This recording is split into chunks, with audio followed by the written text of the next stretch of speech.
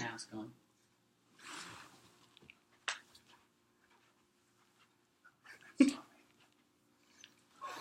All right, thank you everyone for coming out and listening to my speech. The numbers and Opus data created a graph comparing horror films, romantic comedies, and action movies, and this is what the graph looks like. And in that graph, they found that horror films, nearly 20% of them make 6 times the amount that their budget was, and nearly 80% of their movies make at least their money back based on their budget. Today I'm going to talk a little bit about the lack of effort to create a great scary movie, and in all, movies today are not created very well. And until producers start creating better quality horror movies and movies in general, people should stray away from going to theaters without educating themselves or hearing about the movie they want to see from a reliable source, in order to stop fueling the flame of bad movies.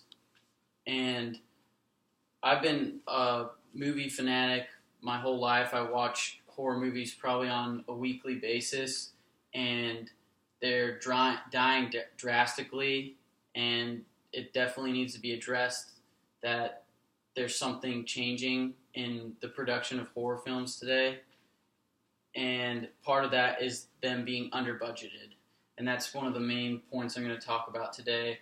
And this topic may not be relevant in the sense of you being a fan of horror films, but just as a general population, movie goers and fans of movies, that this should be something of interest.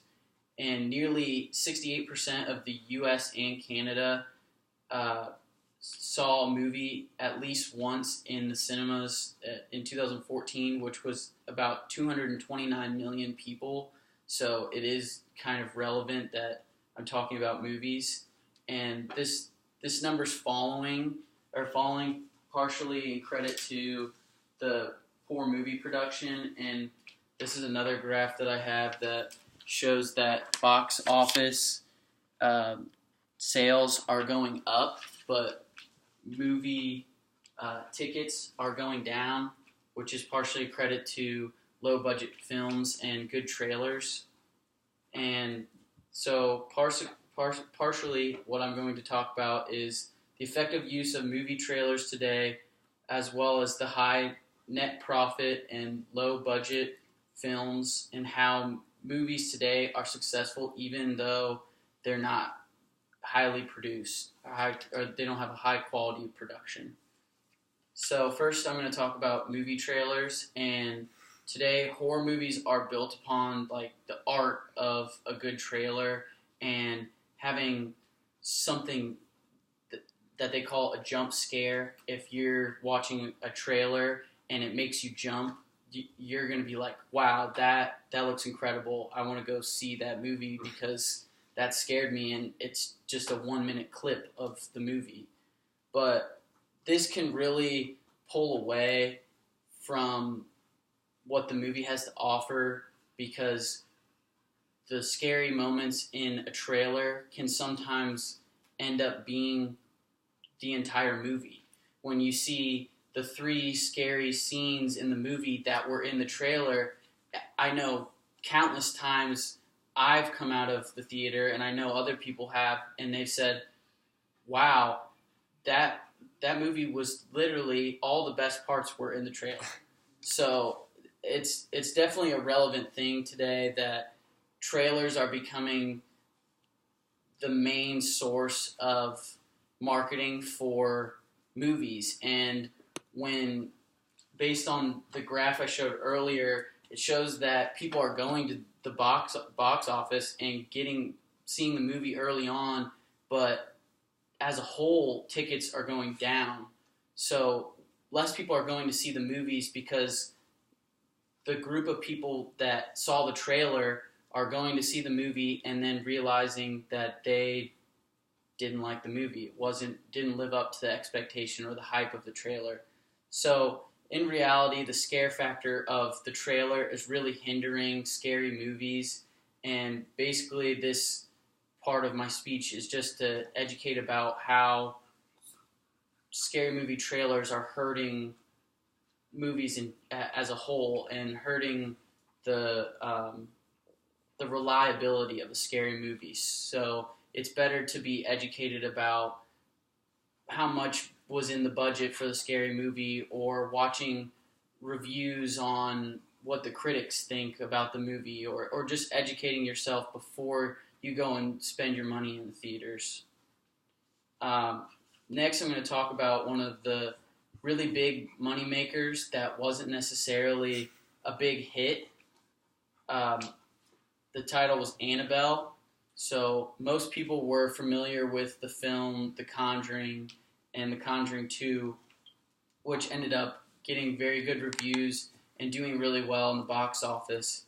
But on the other side, the prequel that stemmed off Annabelle was a different story. And although Annabelle lacked good acting, had a below-average plot, and had really predictable, scary moments, the movie received a 5.4 out of 10 on IMDb, a 29% out of 100 on Rotten Tomatoes, but still seemed to rack up a whopping $256 million.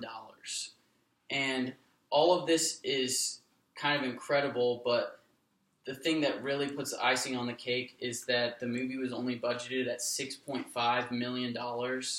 So that means they made over 39 times their budget for a movie that was just okay and really only had like 2 or 3 good scenes in it. So it's easy to understand why directors are straying towards the low budget films, because it's easy to make your money back. You can spend $6 million, make a really good trailer, and bring a huge crowd out, and then have the movie bust immediately after you have all the initial viewers come out and see the movie. But it's really not fair to the audiences that this is going on.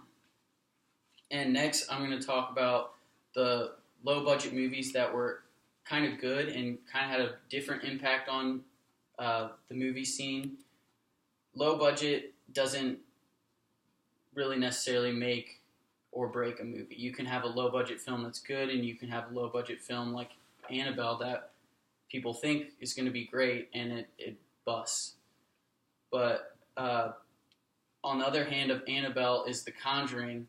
Conjuring was budgeted at $20 million, which, even though that's over three times more than Annabelle was, that they still were under budget based on the 2000-2005 census by where'sthejump.com, which averaged at $36 million per scary movie.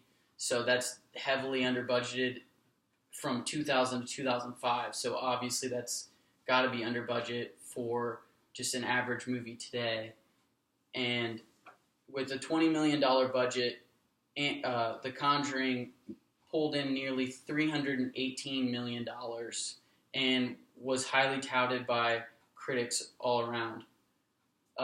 So horror movies have strayed away from the high budget theme and are going with the small budget because it's way less risky to have a low budget film, and risking hundreds of millions of dollars just to potentially make your money back isn't really worth it, I guess, in the scheme of cinema, and it's really not fair to the viewers that they're doing this, but it's happening. So the majority of low budget films are not living up to the par of what they should be. So that's something that we need to address. And in conclusion, I'm not trying to sway you to stop watching low budget films or not stop going to the theaters, but rather I'm hoping that audiences start educating themselves about what movies they're interested in